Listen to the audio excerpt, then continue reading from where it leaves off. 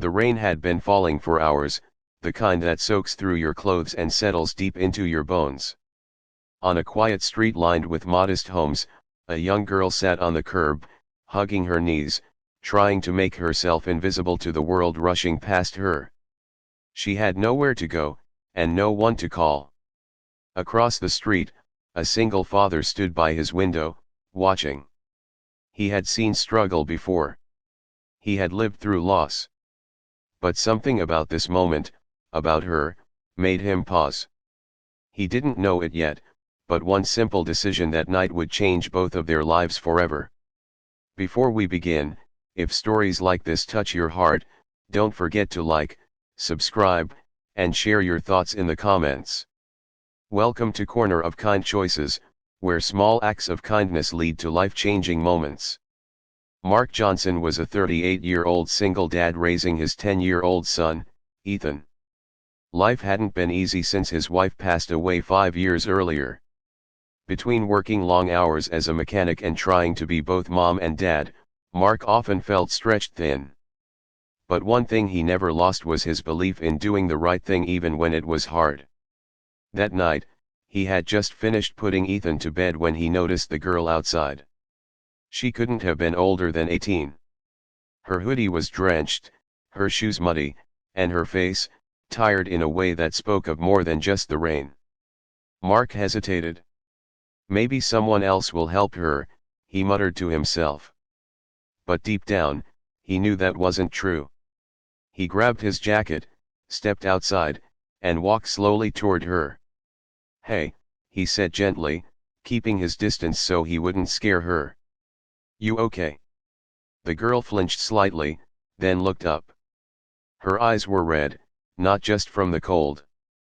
"I'm fine," she said quickly, though her voice betrayed her. Mark nodded, recognizing that tone. It was the same one he used when people asked how he was doing after his wife died. "You don't look fine," he said calmly.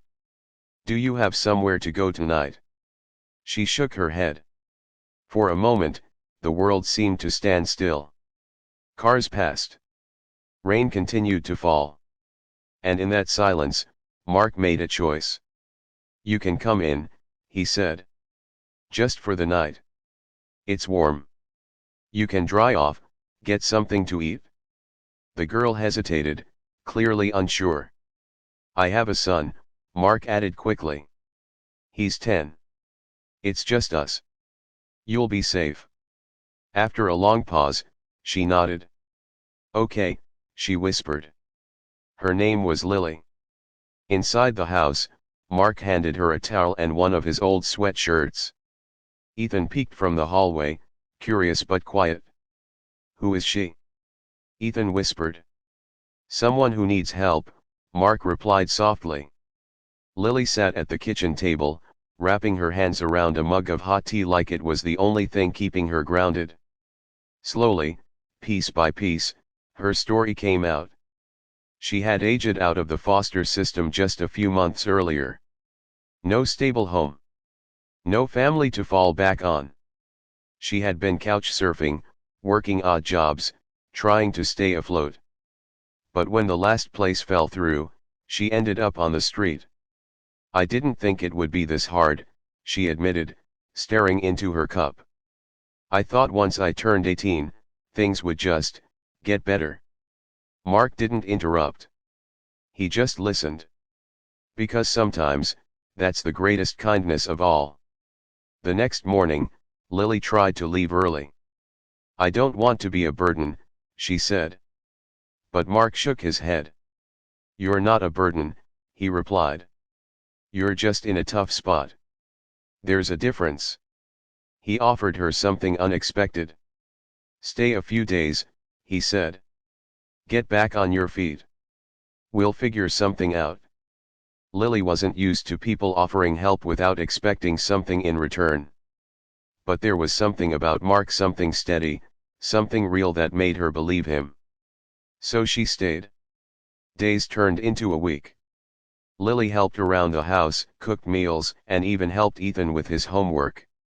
At first, Ethan was shy. But kids have a way of sensing sincerity, and soon enough, he started opening up. They laughed together, played board games, watched movies. For the first time in a long while, Lily felt like she belonged somewhere. But Mark knew this couldn't be permanent. "You deserve your own life," he told her one evening. "Let's start building it." He helped her apply for jobs, drove her to interviews, and even connected her with a local community center that supported young adults transitioning out of foster care. It wasn't easy.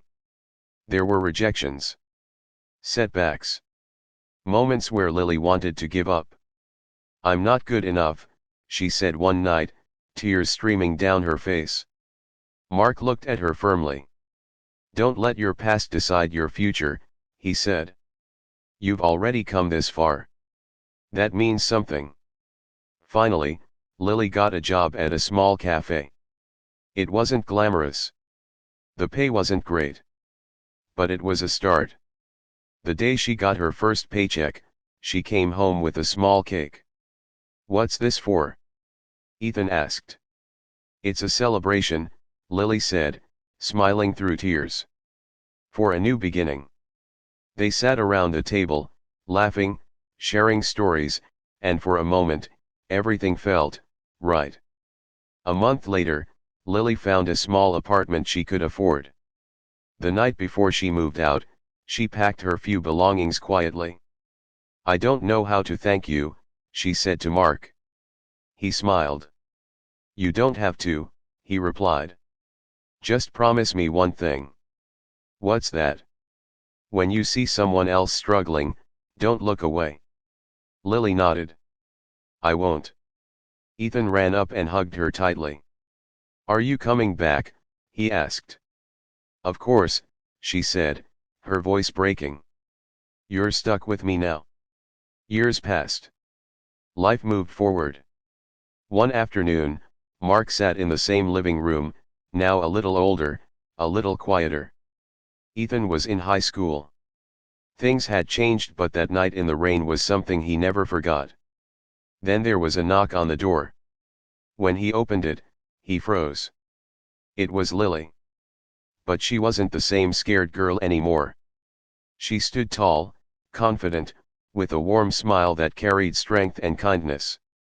Behind her was a sign on a van that read, "Second Start Outreach, helping youth find their way home." "I started something," she said. "For kids like me."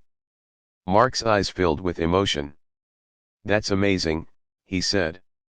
"I couldn't have done it without you," she replied.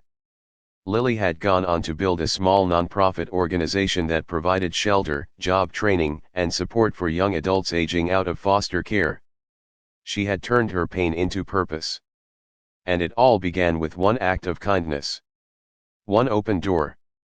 One person who chose not to walk away. That evening, they sat around the same kitchen table again, laughing, sharing stories, and remembering how far they had come. Ethan looked at Lily and said, "You're like family." Lily smiled. "I always was." Sometimes, we think kindness has to be something big to matter. Something grand. Something extraordinary. But the truth is, it often starts with something small. A question. A moment of attention. A decision to care. Mark didn't have a perfect life. He didn't have extra money or endless time.